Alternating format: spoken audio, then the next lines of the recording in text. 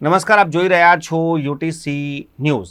ખાનગી શાળાઓએ શિક્ષણના નામ પર જે રીતે દુકાનો ખોલીને બેઠા છે અને વાલીઓ પાસેથી જે રીતે બેફામ ફી વસૂલ કરવામાં આવી રહી છે તેની સામે વાલીઓ અનેક વખત રજૂઆત કરે છે।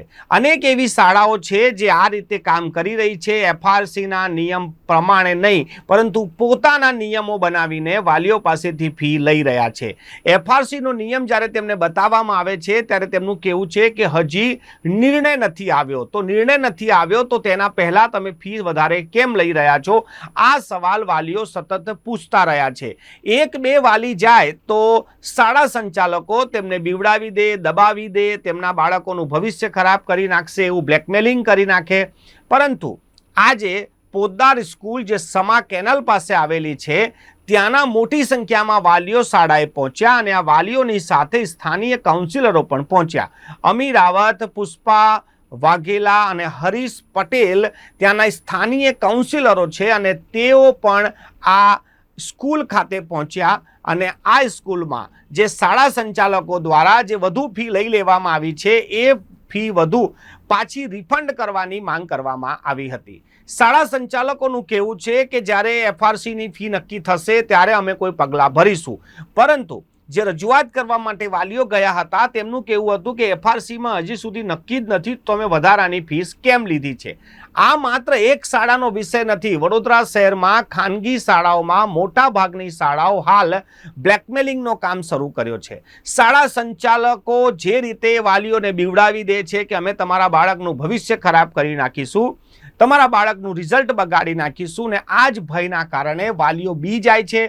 વાલીઓ બાળકોની ચિંતા કરીને ફી ભરી દે છે અને આના જ કારણે મોટાભાગની જે ખાનગી શાળાઓ છે જે આ બીકનો લાભ લઈ લે છે।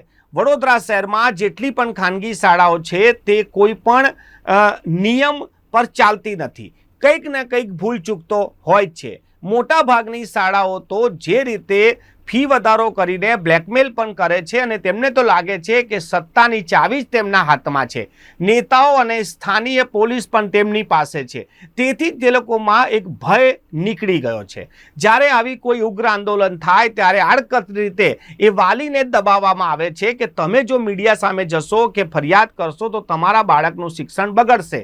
વાલી પોતાના બાળકનું શિક્ષણ ના બગડે એના માટે આવા લોકો સામે ઝૂકી જાય છે અને આવા લોકો ફાઈ જાય છે। આજે પણ જે રીતે શાળામાં ઉગ્ર રજૂઆત થઈ છે, વાલીઓએ રજૂઆત કરી, કાઉન્સિલરે રજૂઆત કરી, ત્યારે પણ આ ચોક્કસ વાત ખુલીને બહાર નથી આવી કે નિર્ણય શું લેવાયો છે। આવી જ ઘટના પહેલાં બ્રાઇટ સ્કૂલમાં પણ થઈ હતી, આવી ઘટના આજે પોદ્દારમાં થઈ છે। આના પહેલાં જે અલગ અલગ જે શાળા છે, વેબ્યોરમાં તો ડીઓએ દંડ જ ફટકારી દીધો હતો, તો પછી આટલી મોટી મોટી શાળાઓ, આટલા મોટા મોટા નામ અને જે રીતે આવું બેફામ ફી લેવામાં આવી રહી છે તેના પર સવાલ તો ઉઠે જ છે કે પછી સત્તામાં બેઠેલા સત્તાધીશો શું કરી રહ્યા છે। જો ખાનગી શાળાઓ આવી રીતે બેફામ કામ કરતી હોય તો સત્તામાં બેઠેલા લોકોએ પણ પોતાની ત્યાં સત્તા બતાવવી જોઈએ।